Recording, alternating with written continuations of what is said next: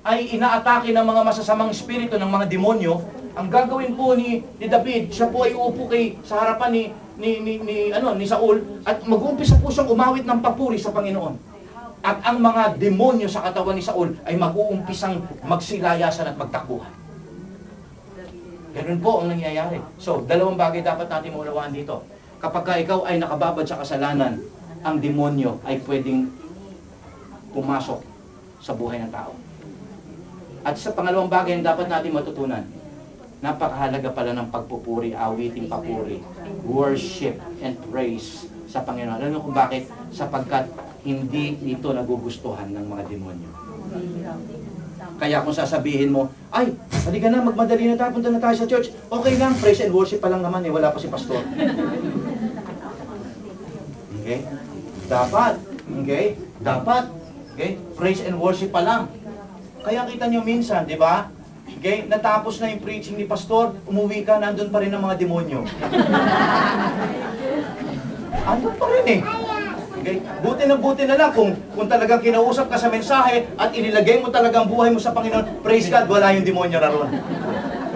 Okay? Pero tingnan mo, hindi ba may mga pagkakataon na nakatid ka na ng church, pero nandun, dinidemonyo ka pa rin. Okay? Why? Sapagkat tingnan po natin, maaari nasa praise and worship ka nga, pero hindi mo naman talaga pinupuri ang Diyos. Another thing yon.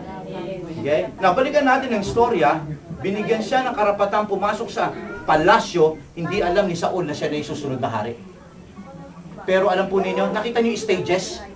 Inumpisahan na ni Lord na papasukin siya sa palasyo.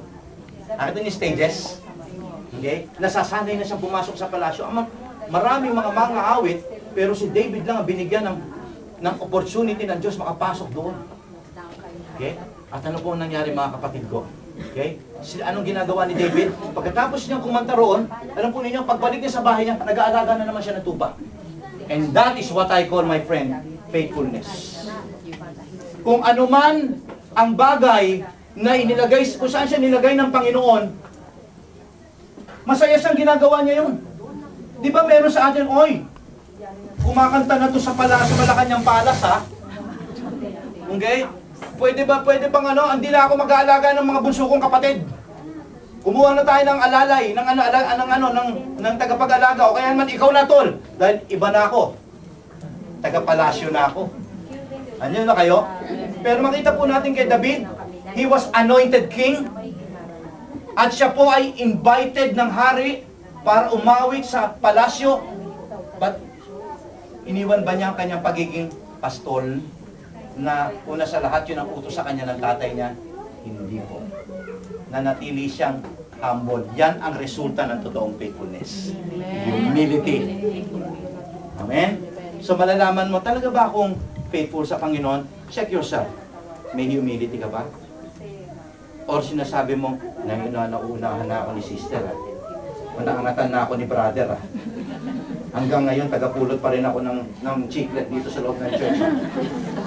Hanggang ngayon, ganito pa rin ako, ha? Para na pag-unahan na ako nila ganito, nila ganyan. If you're that kind of person, then you're not faithful. Be faithful kung saan ka nilagay ng Panginoon. Maging masaya ka doon. Huwag kang masabihin, hindi na ako masaya dito sa ganun. Pagka nagkakaroon ka ng ganung then may nagkakaproblema sa iyong faithfulness. Because one of the good result ng faithfulness is humility. Pangalawang bagay na makikita mo, ang isang tao kapag faithful, parating prepare. He's always prepared. Kapag tinawag siya ng Panginoon, hindi na kinakailangan pa, ay, tika muna, hindi ako handa. Ay, tika muna. Hindi. Handa siya parating. Ay, sis, ikaw muna mag-pray. Ay!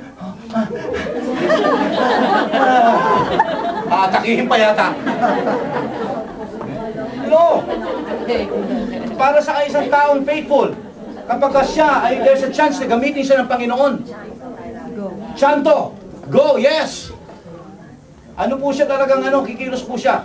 Gusto ko isipin natin dito. Tingnan po na, balikan natin istorya ni David. Naalala niyo yung usapan kanina na itong 7 kasama si Jesse, ang kanilang tatay. Pinag-pray sila ni kanina ni Samuel. Wala pa si David noon. Inisa-isa ngayon ni Lord yung 7 wala sa kanila. Sabi niya, ipatawag mo. Hindi tayo matatapos, hindi tayo lahat uupo rito. Okay, hindi tayo upo. At alam po ninyo mga kapatid ko, nung dumating si David, hindi siya nakasama doon sa sacrificial service. Hindi siya nakasama roon. Pero dahil si David po ay parating prepared pagdating sa Panginoon, kahit hindi na siya dumaan sa sacrificial service, sabi ng Lord, anoint him. Because God knew that the heart, okay, of David is prepared. Why? Because David is always faithful. Yan ang kagandahan ng faithfulness, kapatid ko. Hindi lang ito nagre-resulta ng humility, ito ay nagre-resulta ng kahandaan. Mga anak ng Diyos, ngayong hapon na ito, if you have a relationship with Jesus, if you think that you are a born-again Christian, if you think that you are saved in the name of Jesus Christ, you are chosen. Subalit gusto kong maunawaan po ninyo mga kapatid ko. Ang Diyos ay may panahon. Maghintay ka sa Kanyang panahon. Manatili kang faithful sa Kanya. Sapagkat ito ang tinitingnan niya, ang ugali ng iyong puso. Kapag ka ikaw ay naging patuloy na naglilingkod sa Kanya ng may katapatan kahit anuman, nakikita ng Lord yan. Nakikita ng Panginoon yan. At kapag ka nakita niya na ginagawa mo to, kahit walang nakakaalam na tao, ginagawa mo ito, ang Diyos isang araw magsasalita sa iyo. Anak, panahon na maglalakbay na tayo. Kagaya ng tayo pong lahat ay tayo.